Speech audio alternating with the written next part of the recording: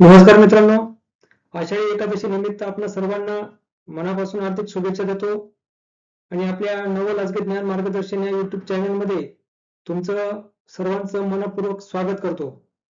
तर आज आपण स्थानिक स्वराज्य संस्थांमधील अत्यंत महत्त्वाचा विषय महानगरपालिका समजून घेणार आहोत. स्पर्धा परीक्षांमध्ये या विषयावर वारंवार प्रश्न विचारले जातात. सरळ सेवा, जिल्हा परिषद, ग्रामविकास, पोलीस भरती, तलाठी भरती तसेच इतर अनेक स्पर्धा परीक्षांसाठी हा विषय अतिशय महत्त्वाचा आहे. तर आजच्या व्हिडिओमध्ये आपण महानगरपालिका म्हणजे काय, तिची स्थापना कशी झाली, तिची रचना कशी असते, महापौर आणि आयुक्त यांची भूमिका काय असते, महानगरपालिकेचे कार्य कोणते आहेत, उत्पन्नाची साधने कोणती आहेत आणि तिचे महत्त्व काय आहे, हे सर्व अगदी सोप्या भाषेत उदाहरणांसह समजून घेणार आहोत. तर बघा, म्हणून हा व्हिडिओ शेवटपर्यंत नक्की पहा. तर चला आजच्या या आपल्या महानगरपालिका या विषयाला आपण सुरुवात करूया. तर बघा, महानगरपालिका म्हणजे काय, स्क्रीनवर दिसत असेल, स्थानिक स्वराज्य संस्था, मोठ्या शहरांचा कारभार आणि नागरिकांना सुविधा. तर मित्रांनो, सर्वप्रथम आपण महानगरपालिका या शब्दाचा अर्थ समजून घेऊया. महानगर म्हणजे मोठे शहर आणि पालिका म्हणजे कारभार पाहणारी संस्था. त्यामुळे मोठ्या शहरांचा संपूर्ण कारभार पाहणारी स्थानिक स्वराज्य संस्था म्हणजेच महानगरपालिका. आपल्या शहरामध्ये दररोज कचरा गोळा केला जातो, रस्त्यांची स्वच्छता केली जाते, पाणी पुरवठा केला जातो, रस्त्यावर दिवे लावले जातात, सार्वजनिक बागा विकसित केल्या जातात, सार्वजनिक आरोग्य सेवा उपलब्ध करून दिल्या जातात. ही सर्व कामे महानगरपालिका करते. यालाच स्थानिक स्वराज्य असे म्हणतात. म्हणजे आपल्या परिसरातील लोकांनी निवडून दिलेले प्रतिनिधी आपल्या भागातील समस्या सोडवतात. उदाहरणार्थ, जर एखाद्या भागातील रस्ता खराब झाला असेल किंवा पाणी पुरवठ्याची समस्या असेल तर त्या भागातील नगरसेवक महानगरपालिकेकडे हा प्रश्न मांडतात आणि त्यावर उपाययोजना केली जाते. परीक्षेसाठी लक्षात ठेवा, मोठ्या शहराचा कारभार पाहणारी स्थानिक स्वराज्य संस्था म्हणजेच महानगरपालिका. आता पुढची स्लाइड बघूया. महानगरपालिकेची स्थापना. बघा, महानगरपालिकेचा इतिहासही तितकाच महत्वाचा आहे. भारतातील सर्वात जुनी महानगरपालिका म्हणजेच मुंबई महानगरपालिका. तिची स्थापना ब्रिटिश काळात झाली आणि पुढे 1888च्या मुंबई महानगरपालिका अधिनियमामुळे तिच्या कार्याला कायदेशीर स्वरूप मिळाले. यानंतर भारतातील इतर मोठ्या शहरांमध्येही महानगरपालिका स्थापन करण्यात आल्या. पुढे 1992 मध्ये भारतीय संविधानामध्ये 74वी घटनादुरुस्ती करण्यात आली आणि ही घटनादुरुस्ती स्थानिक स्वराज्य संस्थांच्या दृष्टीने अत्यंत महत्त्वाची मानली जाते. या घटनादुरुस्तीमुळे महानगरपालिका आणि इतर नागरी स्थानिक स्वराज्य संस्थांना घटनात्मक दर्जा मिळाला. त्यांचे अधिकार, निवडणुका, आरक्षण, कार्यकाळ आणि आर्थिक व्यवस्था याबाबत स्पष्ट तरतुदी करण्यात आल्या. हा फरक नेहमी लक्षात ठेवा की संसदेने मंजूर केले कधी डिसेंबर 1992 मध्ये, माननीय राष्ट्रपतींची मंजुरी 20 एप्रिल 1993 आणि अंमलबजावणी 1 जून 1993. स्पर्धा परीक्षेसाठी लक्षात ठेवायचे आहे की 73वी घटना दुरुस्ती पंचायत राज संस्था 24 एप्रिल 1993 पासून लागू आणि 74वी घटना दुरुस्ती नागरी स्थानिक स्वराज्य संस्था म्हणजेच महानगरपालिका, नगर परिषद, नगरपंचायत 1 जून 1993 पासून लागू. तर 1992 मध्ये भारतीय संविधानात 74वी घटना दुरुस्ती करण्यात आली आणि या दुरुस्तीला माननीय राष्ट्रपतींची मंजुरी 20 एप्रिल 1993 रोजी मिळाली आणि 1 जून 1993 पासून ती संपूर्ण देशात लागू झाली. हे आपण लक्षात ठेवायचं आहे. पुढे बघा, महानगरपालिकेची रचना. त्याच्यामध्ये आता आपण महानगरपालिकेची रचना समजून घेऊया की महानगरपालिकेमध्ये अनेक घटक एकत्र काम करतात. पहिला घटक म्हणजे नगरसेवक. शहरातील प्रत्येक प्रभागातून नागरिक नगरसेवक निवडून देतात. नगरसेवक हा त्या भागातील लोकांच्या समस्या महानगरपालिकेसमोर मांडतात. दुसरा घटक म्हणजे महापौर. महापौर यांना शहराचे प्रथम नागरिक असे म्हटले जाते. ते महानगरपालिकेच्या सभांचे अध्यक्षस्थान भूषवतात आणि शहरांचे प्रतिनिधित्व करतात. तिसरा घटक म्हणजे महानगरपालिका आयुक्त. आयुक्त हे राज्य शासनाचे नियुक्त केलेले वरिष्ठ प्रशासकीय अधिकारी असतात. महानगरपालिकेने घेतलेल्या निर्णयांची अंमलबजावणी करण्याची जबाबदारी आयुक्तांना असते. आणि चौथा महत्वाचा घटक म्हणजे स्थायी समिती. महानगरपालिकेच्या आर्थिक व्यवहारावर, खर्चावर आणि विविध विकास कामांवर देखरेख ठेवण्याचे महत्वाचे काम स्थायी समिती करते.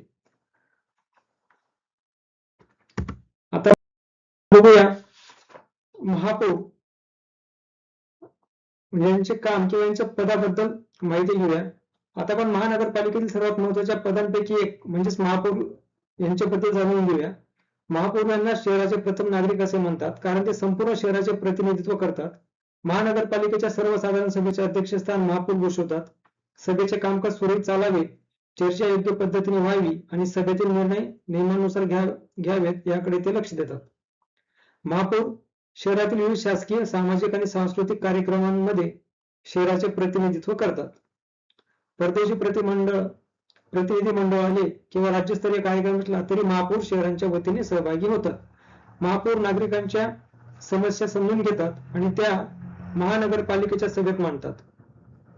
मात्र एक गोष्ट लक्षात ठेवा, महापौर हा राजकीय प्रमुख म्हणजे महापौर हे राजकीय प्रमुख असतात. महानगरपालिकेची दैनंदिन प्रशासकीय काम ते करत नाहीत, हे काम आयुक्त यांच्याकडे असते. तर स्पर्धा परीक्षेसाठी लक्षात ठेवा की महापौर म्हणजे शहराचे प्रथम नागरिक हा प्रश्न नेहमी विचारला जातो. पुढची स्लाइड बघूया. आयुक्त. तर महापौरानंतर आता आपण महानगरपालिकेच्या प्रशासकीय प्रमुखांबद्दल जाणून घेऊया. महानगरपालिकेचे आयुक्त हे राज्य शासनाकडून नियुक्त केलेले वरिष्ठ अधिकारी असतात. महानगरपालिकेच्या सर्व विभागांचे कामकाज, अधिकारी व कर्मचारी यांच्यावर नियंत्रण ठेवण्याचे काम आयुक्त करतात. महानगरपालिकेच्या सभेत जे निर्णय घेतले जातात त्यांची प्रत्यक्ष अंमलबजावणी आयुक्त करतात. उदाहरणार्थ नवीन रस्ता बांधायचा, पाणी पुरवठ्याची योजना सुरू करायची किंवा कचरा व्यवस्थापन सुधारायचे असे निर्णय झाल्यास त्या कामांची अंमलबजावणी आयुक्तांच्या देखरेखीखाली होते. महानगरपालिकेच्या अर्थसंकल्प, खर्च, निविदा, विकास कामे आणि प्रशासन या सर्व बाबींमध्ये आयुक्तांची भूमिका अत्यंत महत्वाची असते.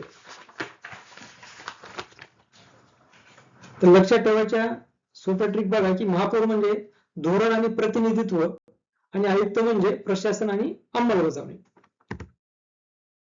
आता पुढची स्लाइड बघूया. महानगरपालिकेचे कार्य. महानगरपालिकेचे कार्य नागरिकांच्या दैनंदिन जीवनाशी थेट संबंधित असतात. सर्वप्रथम पाणी पुरवठा. शहरातील प्रत्येक नागरिकाला स्वच्छ पिण्याचे पाणी उपलब्ध करून देणे ही महानगरपालिकेची जबाबदारी आहे. दुसरे म्हणजे स्वच्छता. शहरातील कचरा संकलन, कचऱ्याची विल्हेवाट, गटारांची साफसफाई आणि सार्वजनिक ठिकाणांची स्वच्छता यांची व्यवस्था महानगरपालिका करते. तिसरे म्हणजे रस्ते व दिवाबत्ती. नवीन रस्ते बांधणे, जुन्या रस्त्यांची दुरुस्ती करणे आणि रस्त्यांवर दिवे लावणे हे देखील महानगरपालिकेची जबाबदारी आहे.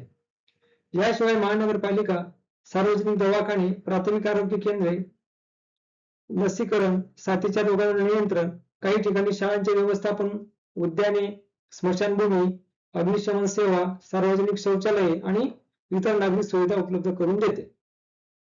उदाहरण, जर एखाद्या भागात कचरा वेळेवर उचलला गेला नाही तर नागरिक महानगरपालिकेकडे तक्रार करतात. यावरून महानगरपालिकेचे दैनंदिन जीवनातील महत्व लक्षात येते. आता बघूया महानगरपालिकेचे उत्पन्न. कोणतीही संस्था चालवण्यासाठी निधी आवश्यक असतो. महानगरपालिकेला विविध स्रोतांमधून उत्पन्न मिळते. सर्वात महत्वाचा स्रोत म्हणजे मालमत्ता कर. शहरातील घरे, दुकाने आणि इमारतींवर हा कर आकारला जातो.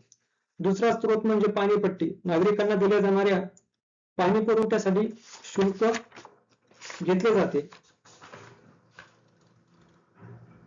जाहिरातीचे शुल्क असेल, विविध परवाने, बाजार शुल्क, वाहन तळ शुल्क आणि इतर स्थानिक करांमधूनही उत्पन्न मिळते. राज्य शासन आणि केंद्र शासनाकडून विकास कामांसाठी विशेष अनुदाने मिळते. या उत्पन्नातून शहरातील रस्ते, पाणी पुरवठा, स्वच्छता, आरोग्य आणि इतर सार्वजनिक सेवा चालवल्या जातात. आता बघूया महानगरपालिकेचे काय महत्व आहे. तर महानगरपालिका शहराच्या विकासाचा कणा आहे. नागरिकांना आवश्यक असलेल्या सर्व मूलभूत सुविधा पुरवण्याचे काम महानगरपालिका करते. त्यामुळे शहर स्वच्छ, सुरक्षित आणि राहण्या योग्य बनते. लोकशाही मजबूत करण्यासाठी महानगरपालिका महत्वाची आहे. नागरिक थेट आपल्या नगरसेवकांकडे समस्या मांडू शकतात आणि विकास कामांमध्ये सहभाग घेऊ शकतात.